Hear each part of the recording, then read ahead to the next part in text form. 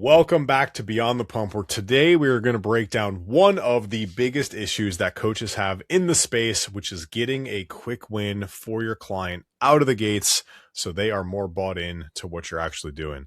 Quick one here, listen in, put it on 2x speed. You'll be done in somewhere 2 to 8 minutes, and it's going to be great. Somebody's brand new into coaching. They just came on board. We know out of the gates, it's really ideal to get somebody a win as quick as possible.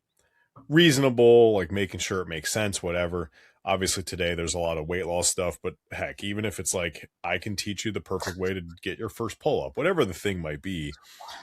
But like, somebody comes in, what are like the top 2 or 3 wins that a coach can try to get for somebody in your mind? And I know it's obviously client dependent in their goals, but what would you go down the road of? Universally, just don't eat. You lose a couple pounds. It depends on the goal. Yeah, there's so many different avenues to take that. But most people are probably going to hire you because they want to lose weight. The second most common reason why someone's going to hire a coach is that they want to improve their performance of some sort, whether they're an athlete, whether they're trying to get ready for a 5K. And then usually like subsequent items might be they're trying to, reclaim some quality of life, or they're trying to feel better. As you go further down the punch list, to me, they inherently get a little more watered down. And so when you're determining what action items you want to present to someone that's going to give you the best opportunity as proof of concept that you're worth the money, that's really multifactorial. But like if it's weight loss, then you can't have them abstain from a certain food that may be more calorically dense, or maybe adding some sneaky calories in there. And that's usually like an easy, simple one. You can have them drink more water. That's another one, because they'll start peeing, and then, naturally, like they might lose some water weight from that. Usually it's kind of a self-correcting thing, but those are probably just the easiest 2 things most people will probably benefit from. You can have them sit in a Russian sauna. Like there's a lot of different things you could do. Consuming enough water is probably like most everybody, except if you're one of the weird few, maybe, doesn't drink enough water. So if you start drinking more water, you'll likely end up balancing better and then less inflammation or whatever. So that's probably a really good one. I mean, the other one that comes to mind in my mind is like, hey, eat a head of broccoli every day.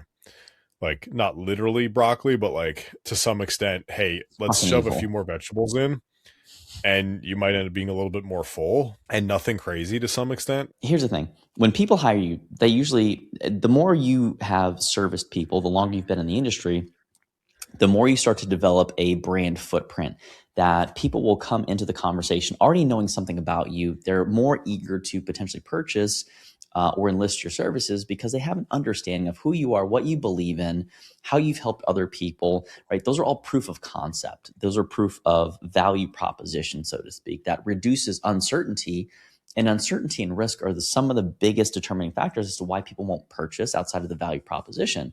And the value proposition can be even sometimes be reduced to the lack of certainty of, hey, I see that this is going to be the return. I don't know how that return is going to help me. This is one of the things that will cause people to actually stop using certain platforms because they don't know how it's going to work. So people will buy something, it'll sit on their shelf because they don't see the value in it because, again, it's uncertain. So the more you can bridge the gap of what they're doing against what they're trying to attain, then that's really what, when we talk about quick wins, again, inside of our coaching psychology and nutrition cohorts that we're running right now, those are really imperative functions that we define what a win for this specific use case is. Because if you have someone lose 5 pounds and they're a performance athlete, that actually might be contraindicated altogether. And so, I think that the biggest fast win that you can get someone is very clear feedback that what they're doing is providing what they're getting. And so that way they can start to connect the dots between the behavior and the outcome. And that'll take you so much further than having them lose a pound by doing a water fast in the first week or anything like that.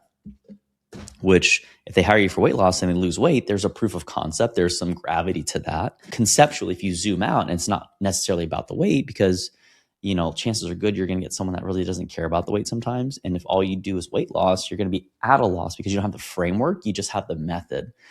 And so obviously, because we like to talk about principles, the idea here in quick wins is that you're giving proof of concept. Hey, you hired me for this, or you want this, I can do that.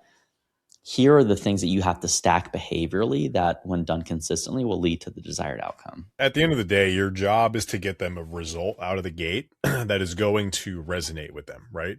And most people are probably early on going to require a tangible result. Um, to whatever extent that is, there's going to be differences that come from that. But if they truly can grasp on the fact, like, oh, when I do this, then that happens type mentality, then like that's obviously going to be a big win, and that's a sustainable mechanism that you can now use to connect for their future results and like get their buy into the action.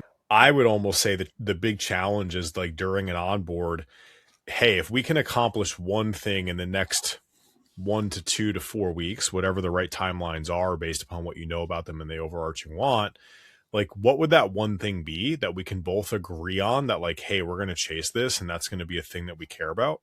You need to have some say, because they also can have unrealistic expectations like, oh, I'm going to lose 20 pounds in the next month and it's going to be healthy. Like, no, not unless you cut your arm off, also not healthy. But like, those are the things where understanding what's going to motivate them and will resonate with them is probably going to be helpful. Yeah, absolutely. And like, you know, if you want to lose a leg, we know a guy.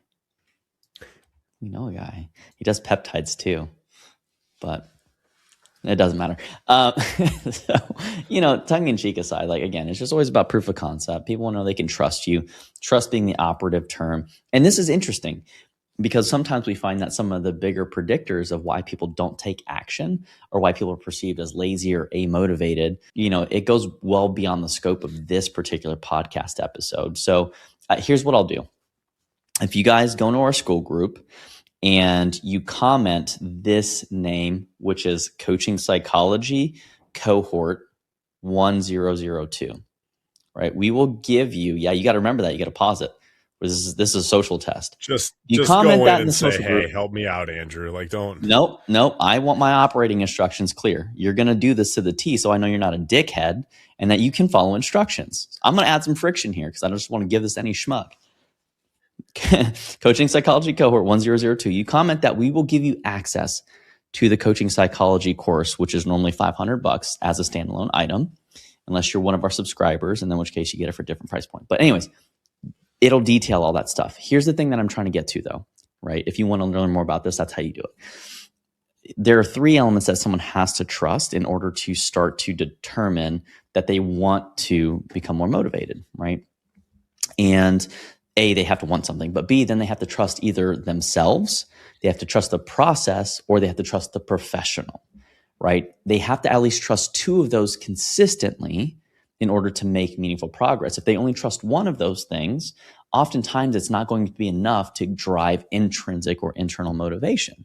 And so you have to start to ask yourself the question, why do people self-sabotage, right? And that's usually where there's some kind of, usually if there's not a coach in the equation, they have to trust themselves and they have to trust the process. Now, ask yourself this: if they don't make any progress, are they not trusting themselves, or not they? And if they don't trust the process, they might not even have a process, which then now they just have to trust themselves. How's that going to go for someone that's an uninformed consumer that has a desired outcome, but no process on how to get there and no professional support?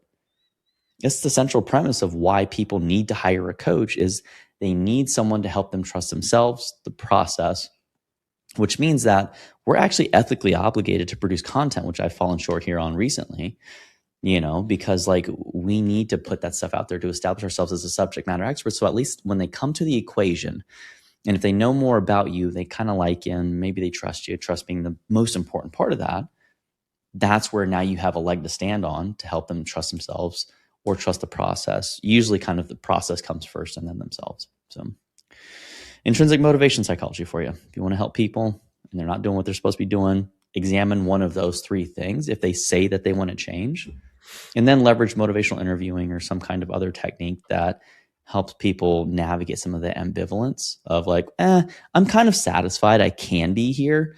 When you pull on those levers, that's what allows people to, you know, kind of crack the dam of behavioral resistance, why people don't do what they want to do.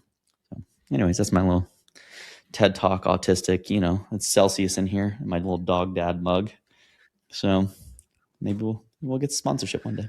If anybody ever, if you are ever with Andrew in person and he offers you a fluid container for stuff, do not accept that, because it's probably got Celsius, some leftover coffee, and some form of like yogurt shake sitting in there from over the past like 13 weeks. He's So not wrong. I will say, well, okay, like it's a 24-hour run. It's a 24-hour run. Like, I'm not a dirty guy. I don't leave it in there for more than one day. I did know a guy actually. I was meeting with one of my good friends, Chris, and we deployed together, and we were talking about this one guy named Gobble, and Gobble would always have this fucking protein shaker. And for the entire duration of when we were doing pre-deployment training, we had these little fridges in the barracks. He would then take his shaker, put the protein in there, make the drink after his workout, drink the drink, put the shaker back in the fucking fridge. He never washed it for like 6 months. Come on now. So, anyways, but yeah, you want to get someone a quick win, get them to believe in something, help them actually see that they can do it, my opinion. Sounds like Steve is, like find a way to align around that. And I feel like this is probably a pretty decent little short one there for you for why people suck at continuing with coaches is people don't get them the quick win. And what does that look like? Depends on you, depends on them. Quick wins build trust and keeps them more bought into the mission and why they're doing the work. So find a way to get them a quick win that is impactful for them, and you're going to get a better result, and they're going to likely stay with you longer and trust the long-term plan that you probably have. Absolutely. Yeah. And you definitely want to make sure you stay subscribed, because we're talking about how to communicate, which is one of the biggest things that you can do to bridge some of those quick wins as effectively as possible versus have someone wonder if you know what the fuck you're talking about. So that's all I got for this one. What do you got? Anything to close out? That's it. We appreciate you listening to Beyond the Pump, where we break down the business of fitness and nutrition. We'll see you guys next time. Hit that subscribe button, like this video, throw a comment down there what you want us to chat about, and we'll see you later.